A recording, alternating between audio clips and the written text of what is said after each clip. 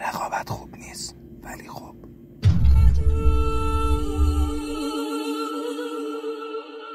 سلام به ویدیوی خودتون، خیلی خوش اومدید. مبحث امروزمون در مورد رقیبه. رقیب ما کیه؟ ببینید، همه به ما گفتن باید رقابت کنید، ولی چطور باید بشیم یک کار خودمون؟ ببین دوستان، تو باید رقابت کنی ولی نه رقیبت. تو اصلا رقیب نداری. بذار اینجوری بگم، چرا؟ یکی هست که سرسخت‌تر از اون پیدا نمیشه و تو باید خیلی تلاش کنی تا اونو بتونی شکست بدی و اون کسی نیست به جز خودت. هیچ کس سرسخت‌تر از تو که پیدا نمیشه. تو وقتی سعی کنی هر روز از دیروز خودت بهتر باشی، میشی یک کارت. اون موقع همه حساب کار دستشون میاد.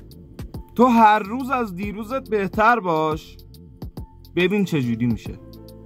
ببین میشی یک کار خودت یا نه.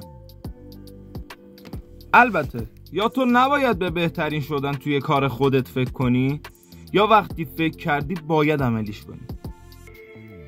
میدونی مشکل ما پای تصمیم موندنه. یعنی خوب تصمیم میگیریم ولی پاش نمیمونیم، عملیش نمیکنیم.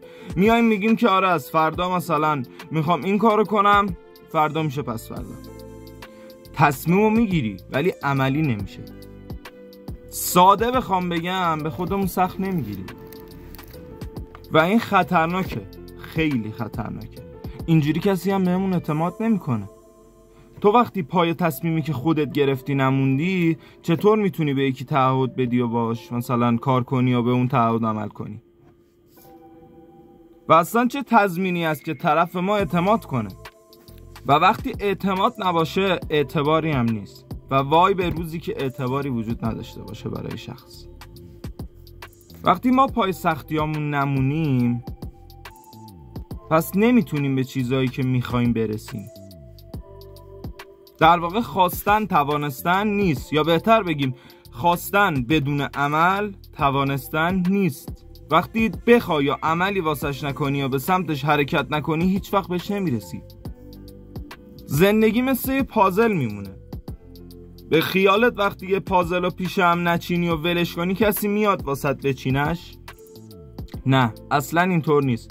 چون انقدر مردم الان توی مشکلات خودشون غرقن که تو گم شدی توی مشکلاشون و تا خودت تیکه های پازل رو پیش هم نچینی، هیچ چیزی درست نمیشه. باید تو بخوای. این زندگی توه، کسب و کار توه. وقتی که میخوای کسب و کارت رشد کنه، باید تو باشی یا براش تلاش کنی، نه که منتظر باشی یه نفر پشت بیاد مثلا برات کسب و کارت رو اندازی کنه، نمیدونم زندگیت رو بندازه رو روال. هیچ وقت این اتفاق نمیفته، چون همه درگیر زندگی خودشونن. مرسی از اینکه این ویدیو رو دیدین. امیدوارم خوشتون اومده باشه. اگر به این نوع ویدیو علاقه دارین، سابسکرایب کنین و زنگوله رو بزنین که متوجه بشین که براتون ویدیو میذارم. خیلی ممنونم، مخلص.